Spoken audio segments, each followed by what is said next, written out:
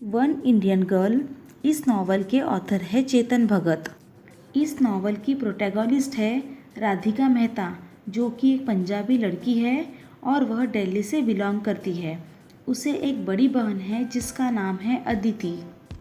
ये दोनों सगी बहनें होने के बावजूद इनमें काफ़ी अंतर होता है। जैसे कि अदिति पढ़ाई में थोड़ी कमज़ोर होती है, लेकिन वह अपने फेयर कॉम्प्लेक्शन की वजह से स्कूल और कॉलेज में फेमस रहती है। राधिका डार्क कॉम्प्लेक्शन की लड़की होती है, लेकिन वह पढ़ाई में बहुत तेज होती है। राधिका 12वीं कक्षा में स्कूल टॉपर थी। 98% के साथ उसने दिल्ली के 5 टॉपर्स में रैंक किया था। राधिका ने अपना graduation Shri Ram college of commerce से कंप्लीट किया था। बाद में इंडियन इंस्टीट्यूट ऑफ अहमदाबाद से 99.7% के साथ उसने अपना MBA कंप्लीट किया था।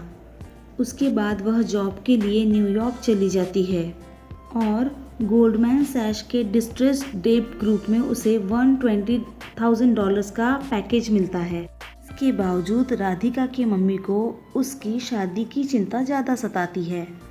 न्यूयॉर्क में राधिका की कुछ इंडियन बॉयज़ के साथ दोस्ती हो जाती है। उनमें से एक होता है देबाशीष सेन। राधिका उसे डेब्यू के नाम से बुलाती है। डेब्यू एडवर्टाइजिंग एजेंसी में जॉब करता है। राधिका और डेब्यू की दोस्ती धीरे धीरे प्यार में बदल जाती है और वे दोनों लिव इन रिलेशनशिप में रहने लगते हैं। लेकिन राधिका की इनकम उससे ज़्यादा होती है, इसलिए वह थोड़ा जेलस फील करता है। जब राधिका उसे शादी के लिए पूछती है तो वह यह बताता है कि उसे ऐसे लड़की से शादी करनी है जो फुल टाइम अपने फैमिली को दे सके। इसी बात पर उन दोनों की बहस होती है और दोनों का ब्रेकअप हो जाता है। उनका ब्रेकअप होने के बाद राधिका का दिल पूरी तरह से टूट जाता है। तब वह जॉब छोड़ने का डिसीजन लेती है और डेब्यू को मनाने के लिए वह गोल्ड और प्लैटिनम की रिंग्स लेकर उसके फ्लैट पर जाती है। लेकिन राधिका को डेब्यू किसी दूसरे लड़की के साथ उसके कमरे में दिखता है और वह वहाँ से गुस्से गुस्से में निकल जाती है। उसके बाद उसका हांगकांग में ट्रांसफ़र हो जाता है।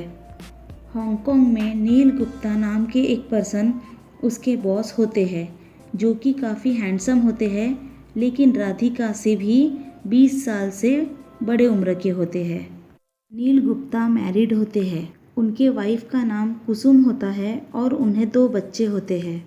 धीरे धीरे राधिका और नील की दोस्ती काफ़ी गहरी हो जाती है। वे उनके पहले बिजनेस ट्रिप के लिए फिलीपाइंस के पेंगेलिशियन आइलैंड जाते हैं, तो वहाँ उनकी करीबी इतनी बढ़ जाती है कि उन्हें कुछ पता ही नहीं चलता। इसके बाद वे दोनों बिजनेस ट्रिप के लिए अलग अलग कंट्रीज़ में जाते हैं और वहाँ वे दोनों पति पत्नी की तरह एक दूसरे के साथ रहते हैं।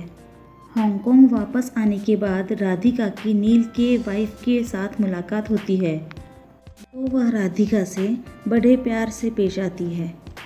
तब राधिका बहुत शर्मिंदगी महसूस करती है। कुछ दिनों के बाद राधिका और नील की बहस होती है और वह लंदन में सेटल हो जाती है।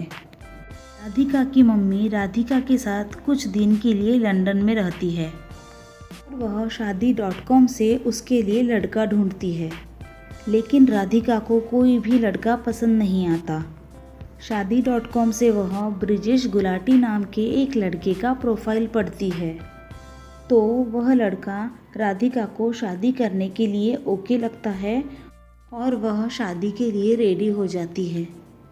राधिका का सपना होता है कि वह डेस्टिनेशन वेडिंग करेगी और वह अपने शादी के लिए गोवा का मैरियट होटल 7 दिनों के लिए बुक करती है।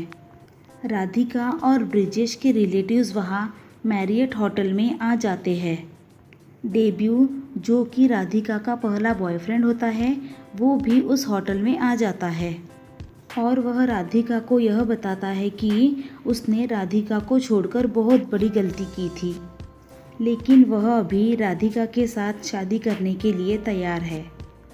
दूसरे दिन नील गुप्ता भी उस होटल में आ पहुंचता है और राधिका को ब्रिजेश से शादी करने के लिए मना करने के लिए कहता है। वह राधिका को अपने डाइवोर्स डॉक्यूमेंट्स दिखाता है। उसे कहता है कि वे हांगकांग जाकर शादी करेंगे। संगीत प्रैक्टिस के समय राधिका के दिमाग में डेब्यू, नील और ब्रिजेश के ख्याल बार बार आते हैं। वह पूरी तरह से कंफ्यूज हो जाती है कि उसे शादी किसके साथ करनी है।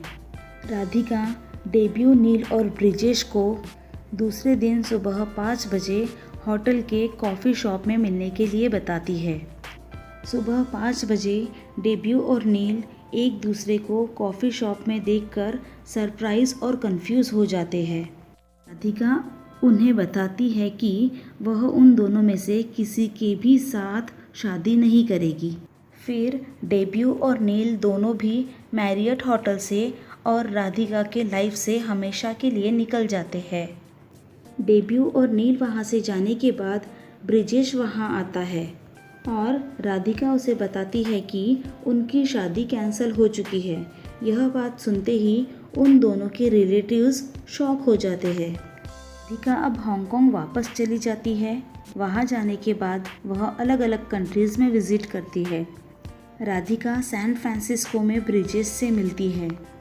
राधिका ब्रिजेश को उसके साथ अरिजीत सिंह के कॉन्सर्ट में चलने के लिए पूछती है और वह उसके साथ जाने के लिए राज़ी हो जाता है और उन दोनों की दोस्ती की एक नई शुरुआत हो जाती है।